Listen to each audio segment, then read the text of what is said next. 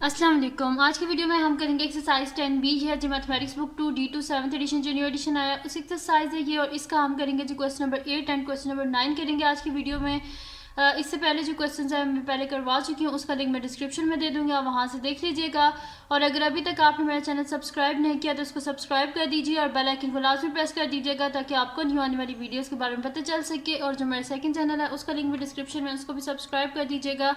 तो स्टार्ट करते हैं। हमारे पास जी क्वेश्चन नंबर 8 है कि a table coaster in the shape of a rhombus has diagonals of length 10 cm and 24 cm. Find the length of each side of the coaster. अब वो कह रहे हैं कि क्या है, हमारे पास एक टेबल है कि जो कि रोम्बस की शेप में, हमने उसकी हर साइड जो है उसको फाइंड आउट करना है। तो इजी सा ही क्वेश्चन है। मैं यहाँ पे एक रोम्बस बना लेती हूँ। तो टेबल जो है वो कुछ इस शेप में है, ठीक है। यहाँ पे मैं रोम्बस बना लेती हूँ।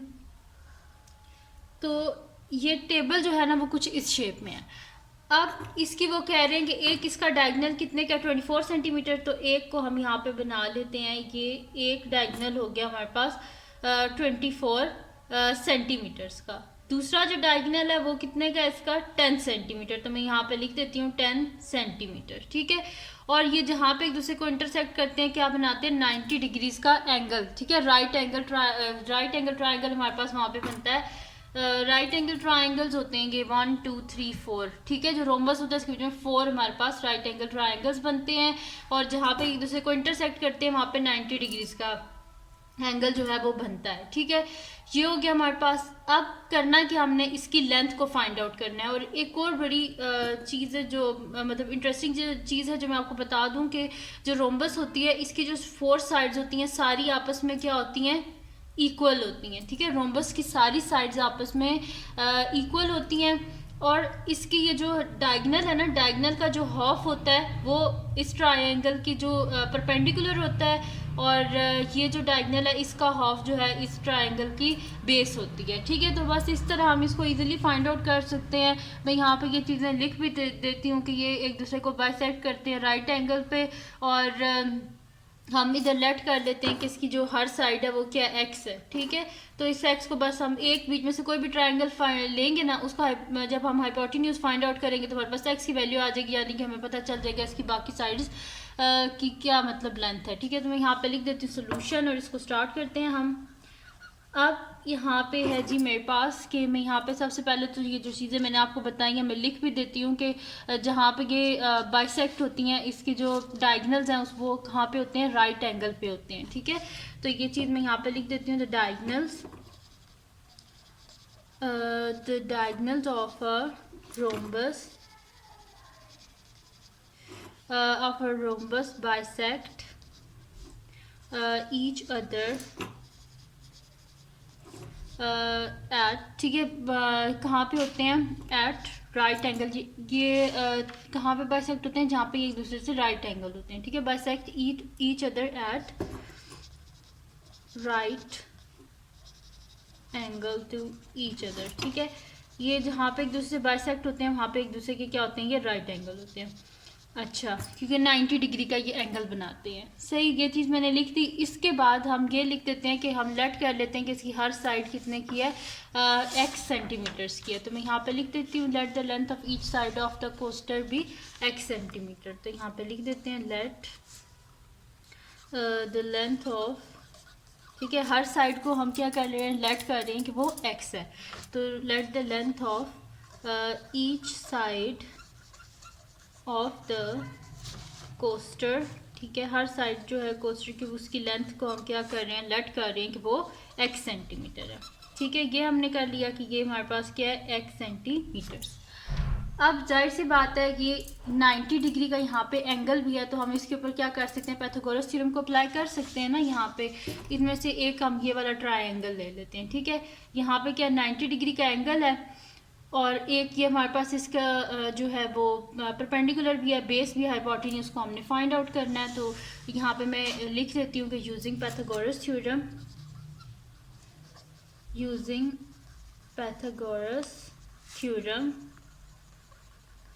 Hypotenuse square is equal to perpendicular square plus base square. तो यहाँ पे हाइपोटेन्यूज क्या है उसको तो हमने खुद से लेट किया कि वो एक्स है, तो मैं यहाँ पे लिख देती हूँ x square is equals to perpendicular क्या है हमारे पास ये पूरा क्या था 10 सेंटीमीटर था ना हमारे पास, सॉरी यहाँ से लेके यहाँ तक मैंने सेलेक्ट किया था कि मेरे पास 24 सेंटीमीटर्स है।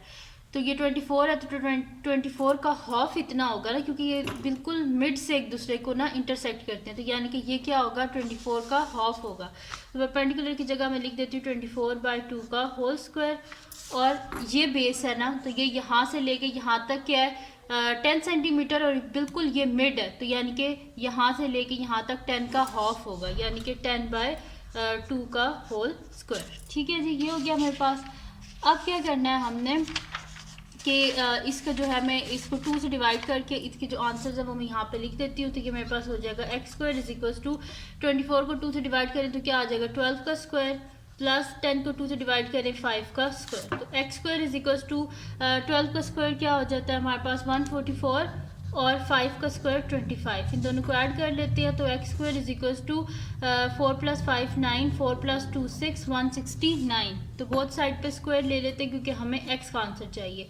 स्क्वायर और square root cancel out, x = ±169 क्या होता है 13 का स्क्वायर होता है ना, तो मैं यहाँ पे लिख देती हूँ ±13 स्क्वायर, स्क्वायर और square root cancel out, x = +-13। ठीक है जी, अब x क्या आ गया +-13, साइड्स हमेशा पॉजिटिव होती हैं, इस वजह से ग्रेटर देन 0 जो वैल्यू होगी वही हम लेंगे, यानी कि सिर्फ पॉजिटिव। तो since x is greater than 0 तो x क्या आ जाएगा मेरे पास 13। तो length each side of coaster क्या है 13 सेंटीमीटर। तो मैं यहाँ पे लिख देती हूँ कि the length of each side of coaster is 13 centimetres. ठीक है, जो हर साइड है कोस्टर की वो किसके इक्वल है 13 सेंटीमीटर्स के। यहाँ पे हो गया जी हमारे पास इसका क्वेश्चन नंबर 8 जो है वो कंप्लीट सॉल्व हो गया। अब चलते हैं इसके नेक्स्ट क्वेश्चन की तरफ जो कि हमारे पास है इसका क्वेश्चन नंबर 9। थोड़ा सा लेंथी है लेकिन मुश्किल नहीं है। यहाँ पे कह रहे हैं कि 2 spot lights P and Q are mounted on a vertical pole AB। अब वो कह रहे हैं कि 2 ये स्पॉट लाइट्स हैं, एक यहाँ पे लगाई गई और एक यहाँ पे लगाई गई है। अब वो कह रहे हैं कि light beams from P and Q shine 2 points on the ground H and K। ये जो लाइट्स है ना जो यहाँ पे लगाई गई ये कहाँ पे जाकर पड़ती हैं, जो P यहाँ पे लाइट है ये H पॉइंट पे, और जो Q है ये K पॉइंट पे जाके पॉइंट होती है ग्राउंड पे।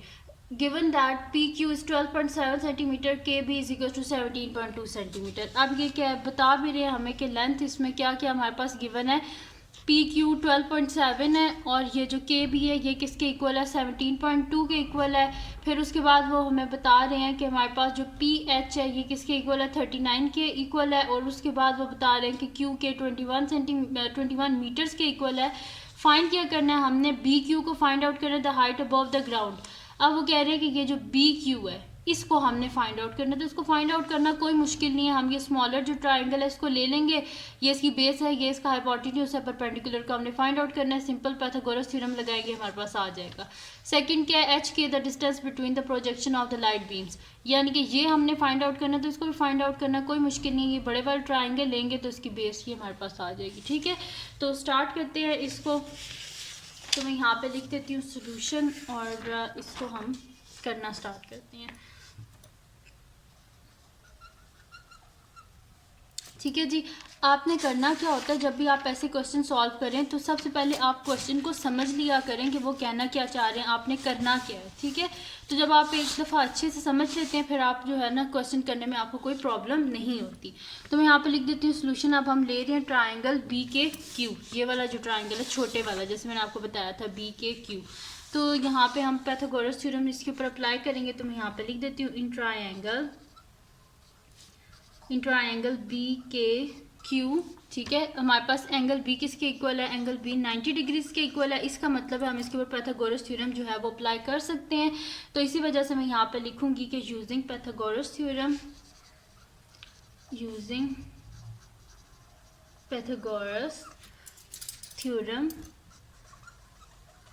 ठीक है, हम इसके ऊपर पाइथागोरस थ्योरम अप्लाई करेंगे। तो पाइथागोरस थ्योरम हमारे पास क्या होता है, hypotenuse square is equals to perpendicular square plus base square. ठीक है जी, ये हो गया हमारे पास।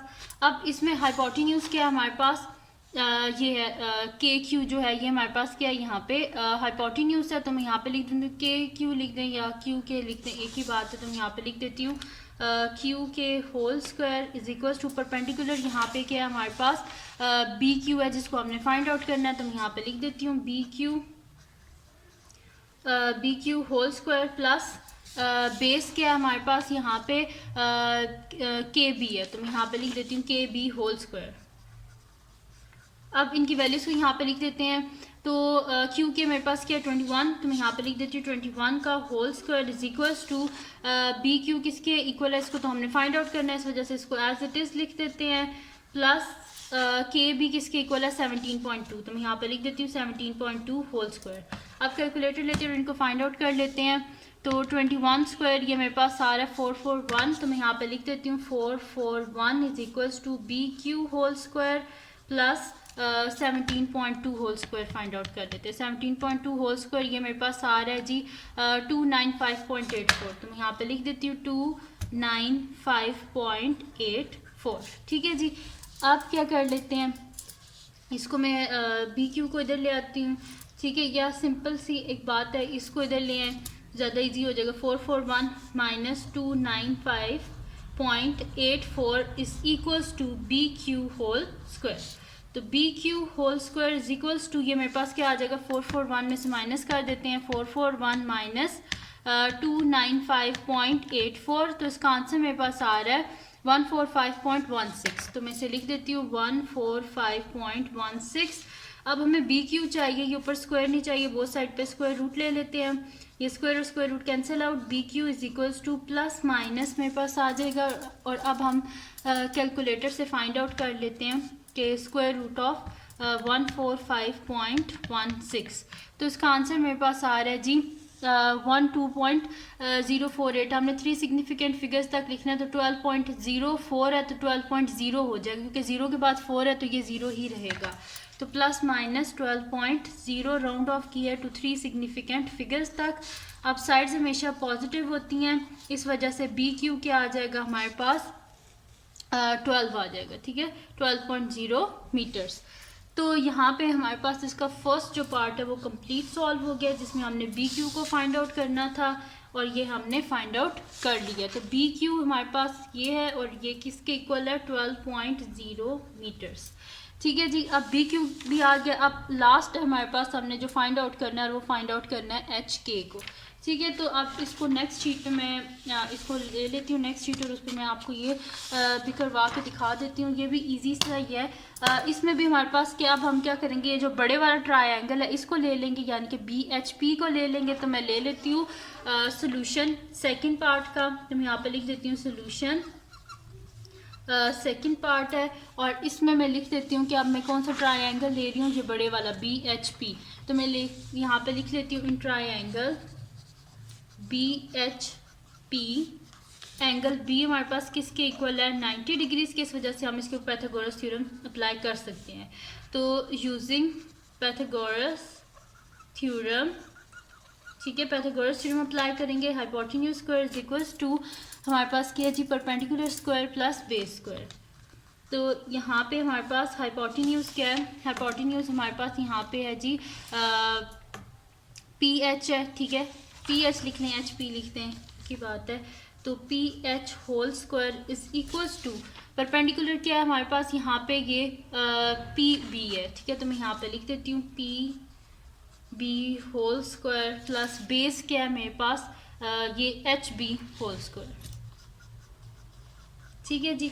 तो पी एच जो है ये मेरे पास किसके इक्वल है 39, तो मैं यहाँ पे लिख देती हूँ 39 whole square is equals to, अब पी भी मेरे पास किसके इक्वल है, ये मेरे पास इक्वल है पी क्यू प्लस जो है ये मेरे पास इक्वल है बी क्यू, ठीक है। तो मैं यहाँ पे लिख देती हूँ पी बी की जगह कि P Q plus B Q, ठीक है जी, इसके इक्वल है। प्लस हमारे पास यहाँ पे क्या है एच बी, तो एच बी हमारे पास किसके इक्वल है एच के प्लस के बी के इक्वल। तो मैं यहाँ पे लिख देती हूँ एच के प्लस के बी होल स्क्वायर, ठीक है जी, ये हो गया।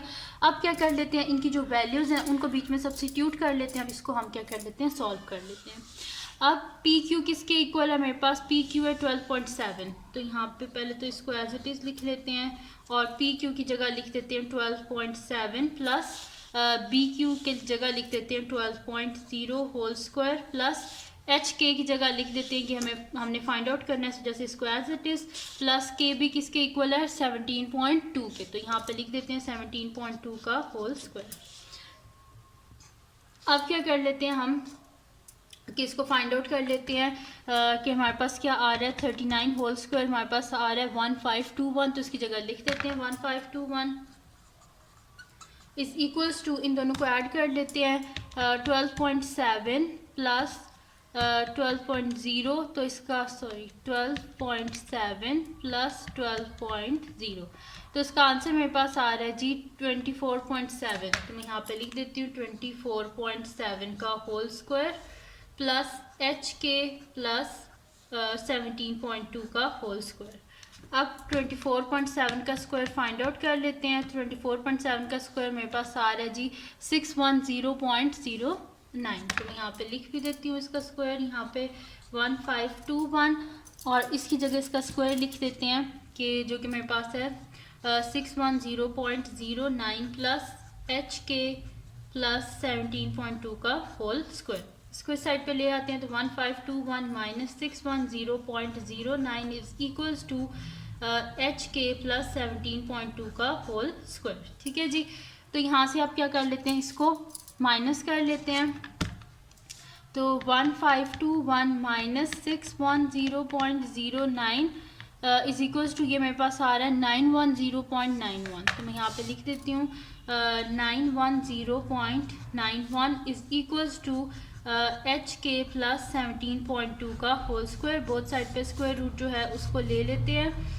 तो ये मेरे पास क्या हो जाएगा, स्क्वायर और square root cancel out, H K जो है ये मेरे पास आ जाएगा एच के प्लस 17.2, ठीक है, is equals to plus minus, अब यहाँ से इसका स्क्वायर रूट फाइंड आउट कर लेते हैं। पहले स्क्वायर रूट ऑफ यहाँ पे 910.91, तो ये मेरे पास आ रहा है जी इसका स्क्वायर रूट, इसको हम लिख लेते हैं जी 4 डेसिमल प्लेसेस तक मैं से लिख लेती हूँ, तो 30.1813 लिख देती हूँ। ठीक है, तो यहाँ पे मैं लिख देती हूँ 30.1813।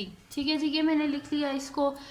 अब क्या कर लेते हैं, यहाँ पे इसको एक दफ़ा हमें प्लस में सॉल्व करना पड़ेगा और एक दफ़ा इसको माइनस में सॉल्व करना पड़ेगा, तो मैं यहाँ पे लिख देती हूँ कि ये मेरे पास आ जाएगा कि H K is equals to, ठीक है जी, तो H K is equals to ये मेरे पास आ जाएगा जी माइनस, ये इधर जाके माइनस 17.2 प्लस माइनस 30.1813।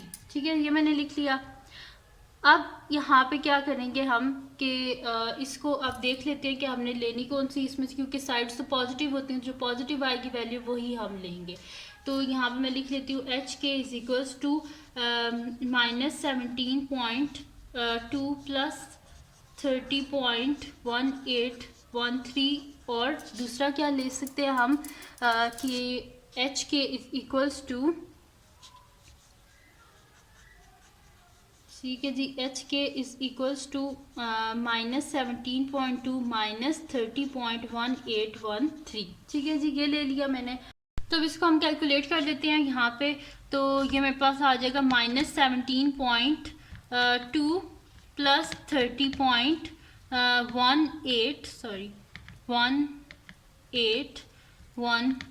ठीक है, तो ये मेरे पास आ रहा है जी 12.98 में 4 सिग्निफिकेंट फिगर्स तक लिख लेते हैं। ठीक है, तो H K is equals to 12.98।